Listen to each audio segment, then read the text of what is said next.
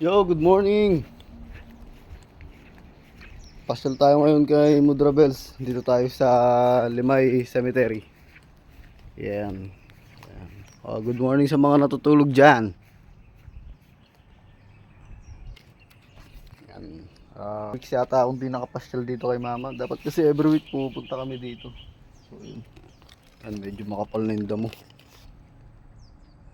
Makapal na yung damo niya. Oh. Pagbalik ko. Yeah. What up, mother? Mama kong gangster. So yun, kwentuhan muna tayo mga bossing no, kung anong kinamatay ni mama. Namatay si mama, ang finding sa kanya, karoon siya ng komplikasyon. Yung sa appendix niya, appendicitis lang. Pumutok siya, tapos yung UTI niya, tapos nung ooperahan na siya sa dadali na siya sa operating room. So hindi na siya hindi na siya humihinga. Tapos tinubuhan si mama nun. Yun. Ako yung huling dumating nun sa hospital. Pagdating ko sakto, nasa baba ako. Tumawag si ate na yun nga, wala na si mama, hindi na humihinga. Tapos yun. Tapos ang matindi pa nun, panahon pa ng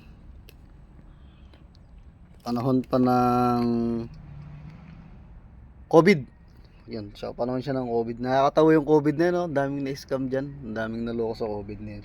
So yung iba na naniniwala dyan, no? Okay lang. Nirerespeto ko yung mga naniniwala dyan. Pero ako kasi, bilang na-experience ko siya, kung paano nila yung manipulate yung COVID. Kasi yung napapansin ko, kanya-kanya tayong opinion about sa COVID na yan. So yun nga, nung namatay si mama. So nung nagkaroon siya ng komplikasyon, tapos, binigay na sa amin yung death certificate niya, yun yung nakalagay. Nagkaroon siya ng komplikasyon, tapos UTI, tapos appendix. Tapos no, nung nagki-clearance na kami para ilabas na siya, tumawag na kami kasi sabi nung ospital, sa hospital sa Balanga to private hospital, hindi ko nababanggitin, baka kasi magkaroon pa ng issue. Mamaya demanda pa nila ako eh. Baka ma'am, di pa nila matanggap yung katangahan nila eh. Tapos yun, binigyan na kami ng clearance, tapos pinatawag na sa amin kung ano yung susundo sa amin na purinarya. Hindi ko na rin babanggitin yung purinarya, no? Pero siguro naman yung iba alam kung sino yung purinarya na yun. Tapos yun, dumating na yung purinarya, ilalabas na siya. Ngayon, magbabayad na kami, magsasettle na kami ng payment. Nung magsasettle na kami ng payment, tinanong kami nung bigla nung cashier, meron po ba kayong PhilHealth? Tinanong si papa ko, sino po yung asawa nung namatay? Meron po ba kayong PhilHealth? Meron po. Nung pagkasabi nung meron PhilHealth, tinawag sa baba, i-hold daw muna yung bangkay ni mama. So, hinold nila. Pagka-hold na ganun, sinabihan kami, bumalik ulit sila. Galing sila sa baba yung registered nurse na nag-ano sa amin. Umakyat sila, sabi niya, ay, i-hold po muna pala yung bangkay ni mother. Isa-swab test daw po muna. Yun yung sabi, swab test Swab test daw muna. Kasi nagantay naman kami, kasi okay naman, kasi alam naman namin, hindi COVID, kaya makakalabas. Kasi binigyan na kami ng death certificate eh. So yun, pagkatapos nun, naghintay kami ng mga ilang oras. Tapos yun nga mga bossing no, naghintay kami ng ilang oras. Tapos pinayagan na kami. Pinayagan na. Dalhin nyo na sa purinary yung bangkay. Dinala na namin doon. Na wala pa yung namin Pero may clearance na kami na pwede na ilabas. Tapos wala pa yung resulta ng COVID. Pagdating doon sa may purinarya, hindi ko alam kung bakit ganun. Pagdating doon, hindi nila kagad inimbalsa mo. Kailangan daw ng anong tawag doon? Swab test result. Kailangan daw nila ng swab test result kasi yun daw yung protocol. So sabi naman namin, kasi hawak na namin yung death certificate tsaka yung clearance galing sa hospital, na hindi naman COVID yung kinamatay, so pwede na siyang i-imbalsa mo para madala na namin sa bahay para maayos na namin siya. So hindi pumayag yung Tapos yun maya maya umuwi muna kami lahat dahil hindi nga namin maano yung purinarya dahil ayaw na nila pumayag. So umuwi na muna kami lahat. Pag uwi namin, may tumawag sa amin sa LGU, yung team nila para sa yung contact tracing team, may tumawag sa amin yun. Pagtawag sa amin, positive daw si mama. So hinulod yung bangkay ni mama dun sa ano. So kami nataranta na kami, bakit magiging positive ganyan? Nakikipagtalo pa ako dun sa contact tracing person na nakausap ko eh. Sabi ko nun sa kanya, ginagawa nyo kaming tanga.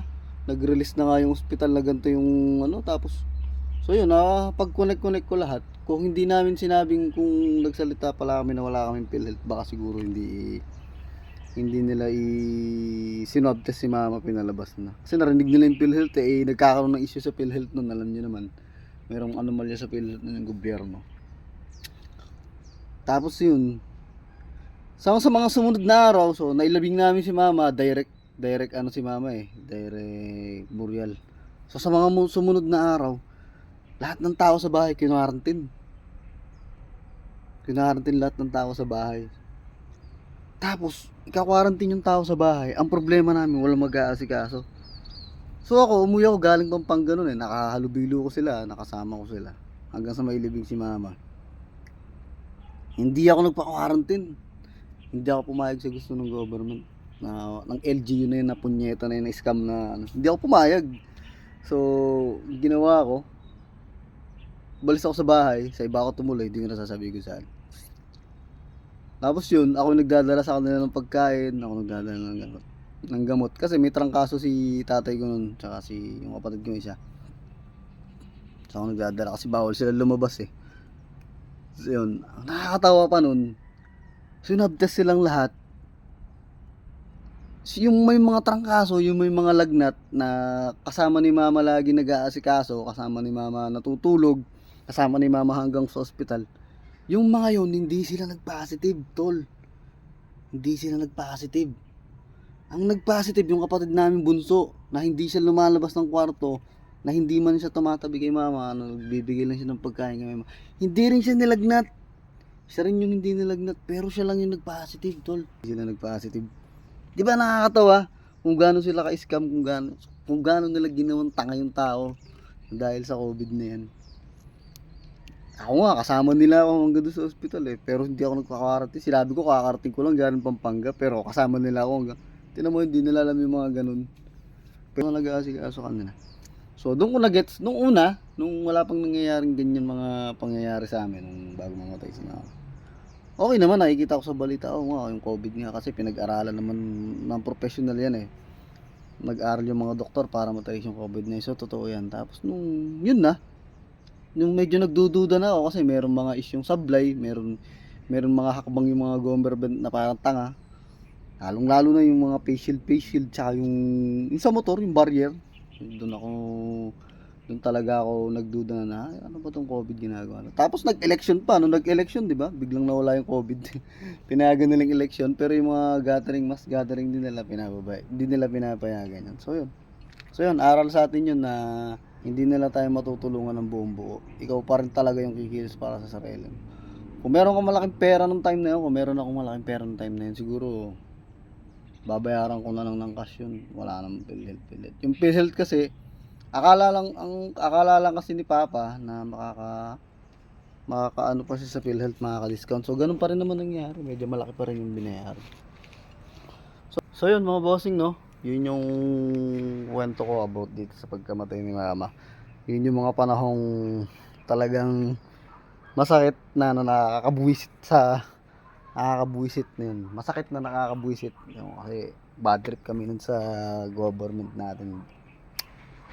Bad trip ng LG yun, tsaka yung hospital, panahon ng scam, panahon ng COVID scam. So yun lang yung kwento ko mga bossing. Thank you.